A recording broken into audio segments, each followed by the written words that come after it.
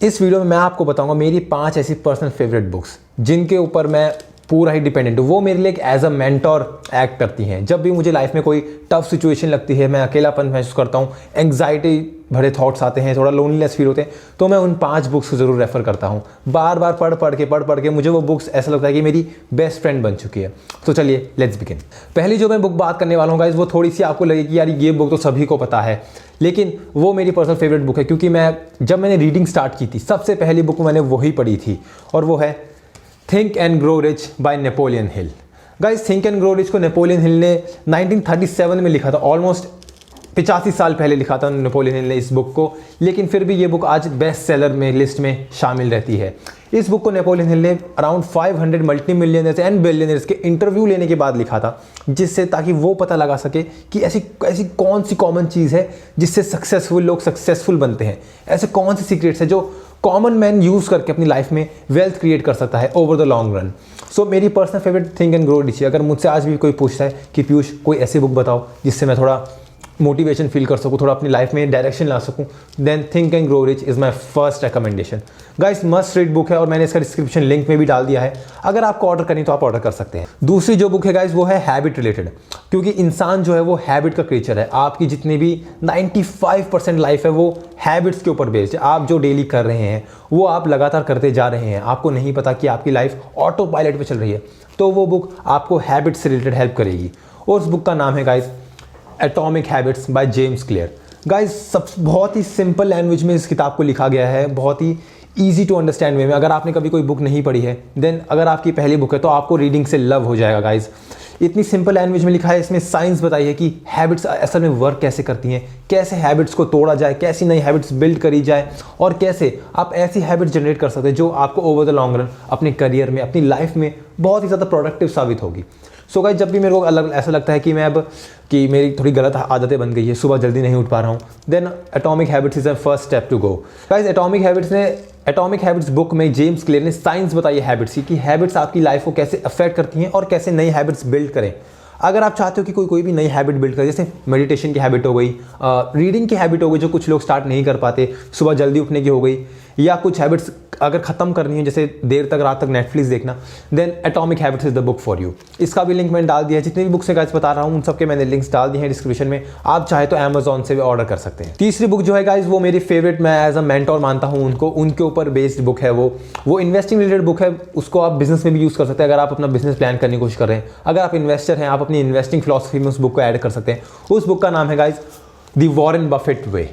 Guys, Warren Buffett way बहुत ही simple language में लिखी गई है। इसमें बेसिकली ये बताया गया है कि वॉरेन बफेट इन्वेस्ट करने से पहले, भले ही वो कुछ कंपनी के शेयर्स खरीद रहे हो या पूरा बिजनेस एक्वायर कर रहे हो, उसको खरीदने से पहले क्या उनके मन में चलता है, क्या ऐसे ऑब्जेक्टिव्स हैं वो जिनके साथ वो इन्वेस्ट करते हैं, वो कंपनी में क्या देखते हैं, क्यों देखते हैं और किस पर्टिकुलर प्राइस पे वो कंपनी को बाय करना पसंद करते हैं। अगर आप ये सब जानना चाहते हो कि वॉरेन बफेट की फिलॉसफी क्या है, इन्वेस्टमेंट फिलॉसफी क्या है, वो कैसे बिजनेसेस को देखते हैं और कैसे इतने सालों से सक्सेसफुल इन्वेस्टिंग कर रहे हैं, then Warren Buffett way is the book for you. Guys, Warren Buffett way में बहुत ही सिंपल लैंग्वेज में लिखा गया है, जिससे आप अगर आप बिगिनर इन्वेस्टर भी हैं फिर भी आप अच्छे से समझ पाएंगे, आप समझ पाएंगे कि एक अच्छा इन्वेस्टर बनता कैसे है। गाइस, मेरी वॉरेन बफेट से इतनी इज्जत रखता हूँ मैं उनकी कि अगर कल को चांस मिला मैं उनसे ज़रूर मिलना चाहूँगा, लेकिन अगर मैं अभी नहीं, क्योंकि मैं अभी नहीं मिल सकता, I am nobody right now, फिर भी मैं उनकी बुक से सीख सकता हूँ, क्योंकि books as a mentor work करती हैं अपनी लाइफ में। अगर आप बुक्स को एज अ मेंटोर अपनी लाइफ में अपना लेंगे, then books can work magic. चौथी बुक जो है गाइस, वो मैंने बार पढ़ी है। अभी मैंने रिसेंटली लास्ट ईयर ही वो बुक पढ़ी है। मैं अभी काफ़ी टाइम से बुक पढ़ रहा हूँ, मैं अराउंड 3 साल से बुक पढ़ रहा हूँ, लेकिन वो बुक मैंने लास्ट ईयर ही देखी थी। काफ़ी सुना था बुक के बारे में, लेकिन ऑर्डर करने में मैं थोड़े प्रोक्रेस्टिनेट कर रहा था कि यार क्या ही मंगाएं, सेल्फ हेल्प बुक ही है। जो चौथी बुक है गाइज, वो आप सभी ने सुनी भी होगी और काफ़ी फेमस पर्सनैलिटी ने वो बुक लिखी है। उस बुक का नाम है guys awaken the giant with in by Tony Robbins. आपने इस बुक के बारे में सुना भी होगा और हो सकता है काफ़ी मेरे व्यूअर्स ने ये बुक पढ़ी भी होगी, लेकिन गाइज ये बुक ऐसी बुक है, मैं आपको बता दूं, एक बार पढ़ने से आपको समझ नहीं आने वाली। आपको ऐसा नहीं है कि आपने ये 500 पन्नों की बुक है अराउंड, या आपने 500 पन्ने पढ़े और आपको बोला हाँ मुझे ये बुक समझ आ गई, क्योंकि मैंने ये बुक अराउंड 3 टाइम्स पढ़ी है। और गाइज मैं आपको बता दूँ, इस बुक में इतना कंडेंस्ड इन्फॉर्मेशन है, ह्यूमन साइकोलॉजी के पीछे की साइंस बताई है टोनी रॉबिन्स ने कि हम जो करते हैं वो क्यों करते हैं, आपके जो गोल्स है वो कैसे आपकी लाइफ को अफेक्ट करते हैं, आपके बिलीव्स कैसे आपकी लाइफ को अफेक्ट करते हैं और कैसे आप अपने बिलीव्स को चेंज करके अपनी पूरी लाइफ चेंज कर सको। गाइस टोनी रॉबिन्स ने इसमें ऐसा ही नहीं है कि सिर्फ फिलोसफिकल स्टफ डाल रखा है कि सिर्फ फिलोसफी रिलेटेड है, इसमें मनी, इन्वेस्टिंग, बिजनेस, इन सब में भी कैसे सक्सेस मिले वो भी इसमें डाल रखा है। गाइस अगर आप चाहते हैं कि आपको थोड़ा लाइफ में डायरेक्शन मिले, then this is one of the best books to have. आप टोनी रॉबिन्स की कोई सी बुक उठा लीजिए and you will never be disappointed. So अब बात करते हैं मेरी फाइनल बुक की। अब ये तो रहे इंटरनेशनल ऑथर्स, ये सारी इंटरनेशनल बुक है, बहुत लोग जानते भी और काफ़ी लोगों ने ये बुक पढ़ी भी होगी, काफ़ी फेमस बुक है ये। अगर आप इंस्टाग्राम पे भी रीडिंग पेजेस फॉलो करते हैं देन आपने ये बुक देखी ही होगी। सो अब बात करते हैं मेरी फाइनल बुक की। गाइज ये बुक जो मैं बात करने वाला हूँ ये काफ़ी फिलोसफिकल स्टफ भी है, माइंड कंट्रोल स्टफ भी है और ये लाइफ की हर प्रॉब्लम में आपको हेल्प करेगी। जिस बुक की बात मैं कर रहा हूँ वो है Bhagavad Gita as it is. अब आप लोग सोच रहे होंगे यार ये तो रिलीजियस बुक है, मैं कैसे पढ़ सकता हूँ, रिलीजन में मुझे कोई फ़र्क नहीं पड़ता, I don't believe in God. Guys मैं आपको एक बात क्लियर कर दूँ, जो भगवद गीता है वो एब्सोल्युटली रिलीजन से अलग है। उसमें कहीं भी हिंदू, मुस्लिम, सिख, ईसाई की बात नहीं की गई है।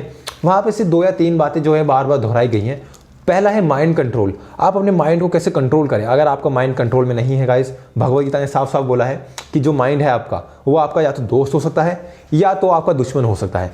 अगर आप चाहते हैं कि आप मेडिटेशन की हैबिट स्टार्ट करें, अपने बिजनेस में सक्सेसफुल होना चाहते हैं, लीडरशिप लेसन्स लर्न करना चाहते हैं, then Bhagavad Gita is the book for you.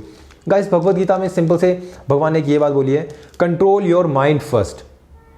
Without mind control आप कुछ भी नहीं कर पाएंगे लाइफ में। अगर आपका माइंड आपके अगेंस्ट में है, मेरा मन कर रहा है कि मैं सोता रहूं 10 बजे तक, मेरा मन कर रहा है कि मैं रात भर नेटफ्लिक्स देखता रहूं, मेरा मन कर रहा है कि किताब नहीं पढूं मैं, मेरा मन कर रहा है कि मैं आज ऑफिस से छुट्टी ले लूं, तो गाइस भगवद गीता ने सिंपल से बात बोला, आपका जो गोल है वो इस पे डिपेंड करेगा कि आप अपने माइंड को कैसे यूज़ करें। गाइस भगवद गीता पढ़ने के बाद मेरा जो माइंड कंट्रोल है वो और भी ज़्यादा बढ़ गया है, डिसिप्लिन मेरा और ज़्यादा इंक्रीज़ हो गया है, मेरे अंदर थोड़ी बहुत लीडरशिप क्वालिटीज़ भी आ गई हैं। अब मैं ये नहीं कह रहा हूँ कि भगवद गीता पढ़ना आसान है, क्योंकि भगवद गीता में बहुत ही कंडेंस नॉलेज है, बहुत काफ़ी इनडायरेक्टली बातें बोली गई हैं श्री कृष्ण ने अर्जुन से, क्योंकि ये जो बुक है ये क्वेश्चन एंड आंसर्स के ऊपर बेस्ड है। सो इसलिए ये बेसिकली जो है कन्वर्सेशनल टाइप बुक है, इसलिए आपको समझने में थोड़ी आसानी होगी। लेकिन कहीं कहीं ऐसा लगेगा कि आपको समझ नहीं आ रहे हैं कुछ वर्ड्स, लेकिन डोंट गिव अप गाइस, ये बुक आपको माइंड कंट्रोल में बहुत हेल्प करेगी। आपको मेडिटेशन की अगर आदत लगानी है then this book is for you. अगर आप चाहते हैं आप लीडरशिप लेसन सीखें, this is the book to go. One of the best books I have ever read is Bhagavad Gita as it is. Guys अगर आप चाहते हैं कि आप भगवान को समझें कि असल में भगवान है क्या, आप चाहते हैं कि लाइफ का सार समझें, then Bhagavad Gita is for you. So guys ये थी मेरी 5 ऐसी बुक्स जिनको मैं हमेशा रेफर करता हूँ और रेकमेंड भी करता हूँ।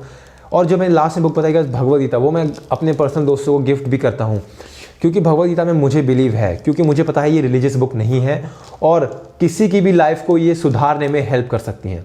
गाइस अगर आपको ये वीडियो पसंद आया तो सब्सक्राइब कीजिए, लाइक कीजिए, और मैंने सारी बुक्स के लिंक्स डिस्क्रिप्शन में डाल दिए हैं। Then but at the end do your own research.